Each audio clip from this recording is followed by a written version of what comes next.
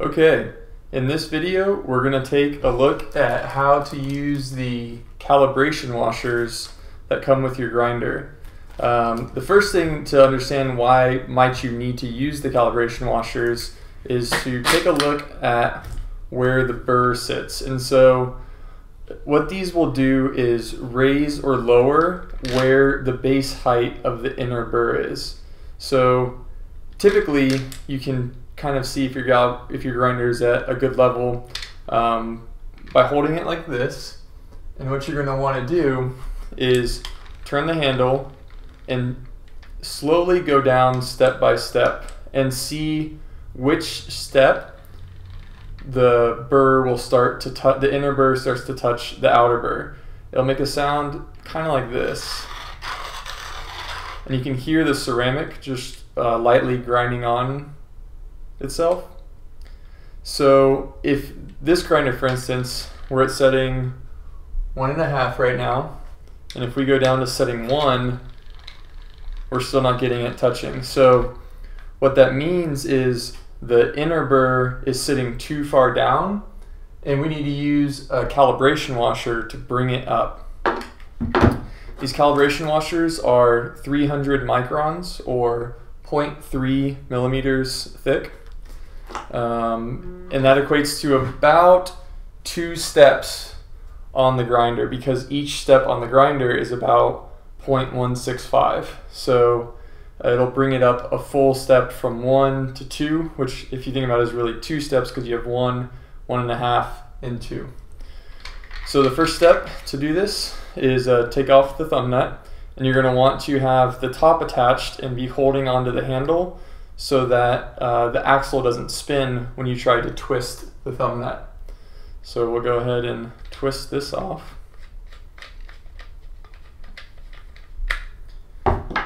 Then the easiest way to remove the inner burr is to turn the grinder to setting 8 so that the burr comes out, and then you can grab the inner burr, and sometimes you might have to wiggle it and you'll be able to pull it off. Now we can remove the top, and we'll use our Allen wrench to remove the 3 screws in the base of the grinder.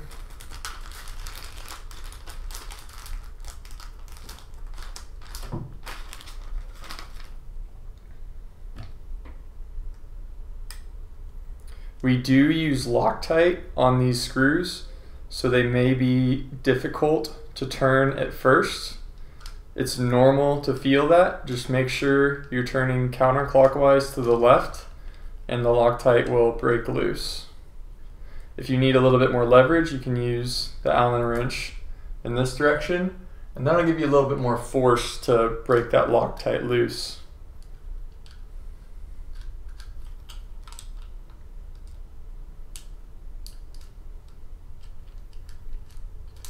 Once you have all 3 screws loosened, you can hold the body here, and you're going to see that the hopper separates. And so the hopper is this clear piece in my left hand, and the rest of the base rings are in my right hand.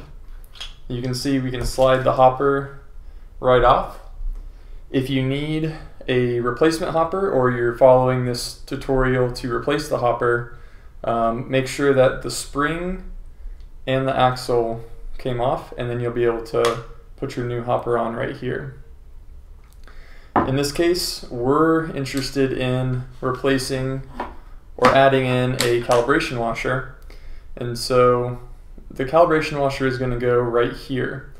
And if you think about it, adding space here is going to make this axle sit up just a little bit higher, and so that washer fits right in between here and here, and so that's going to raise that up just a little bit. And then of course the inner burr attaches to this axle like this, so by raising this axle up, that's going to raise the base height of the inner burr up as well.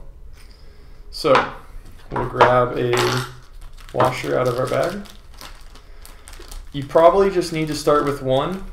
We do include 2, but I would start with 1, test it out, see how it works, and then add a second if necessary.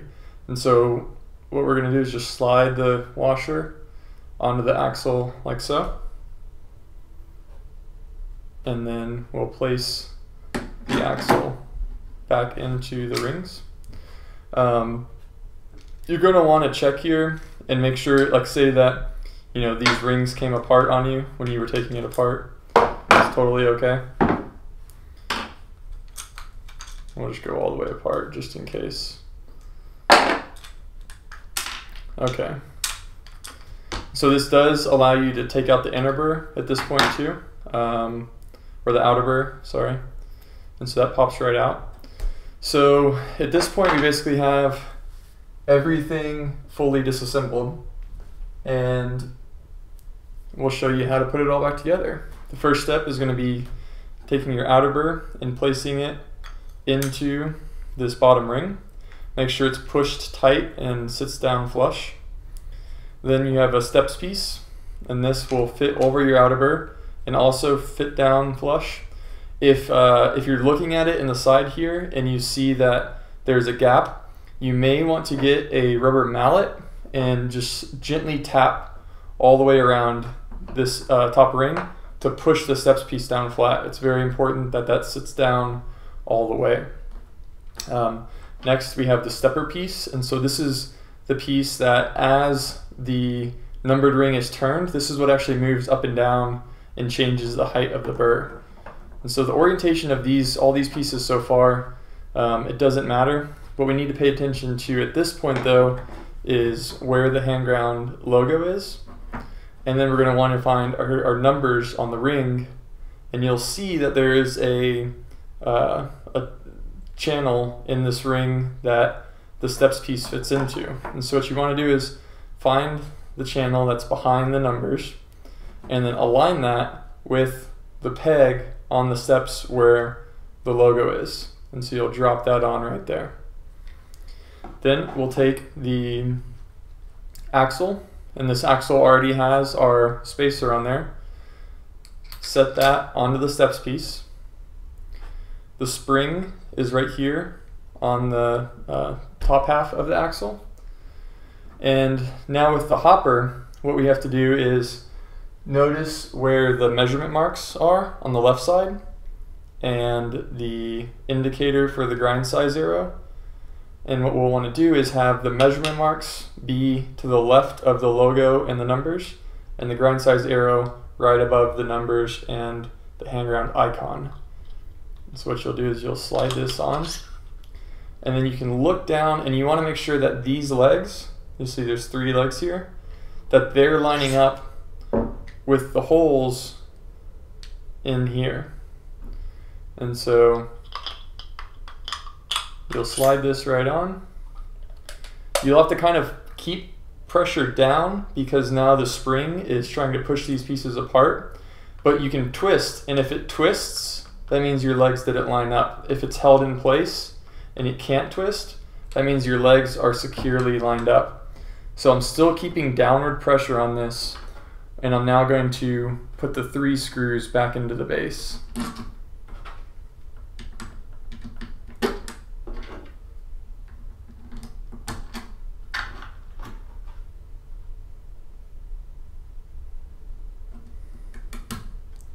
And we'll use our Allen wrench just to retighten them all in.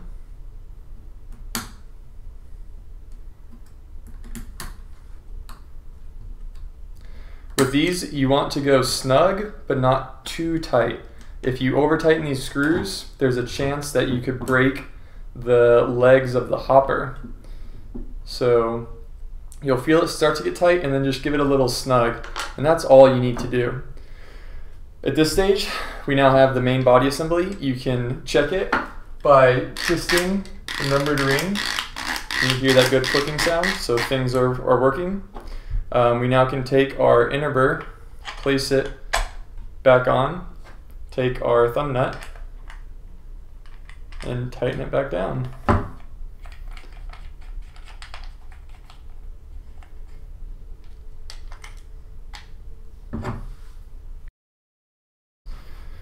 And once you get that thumb nut tightened down, the best way to do it is to get your top, lock your top on, hold the handle, and now you're going to push in so that the burr is sitting flat, and then you're going to tighten with your thumb. And you want that very tight, almost as tight as you can go with your fingers.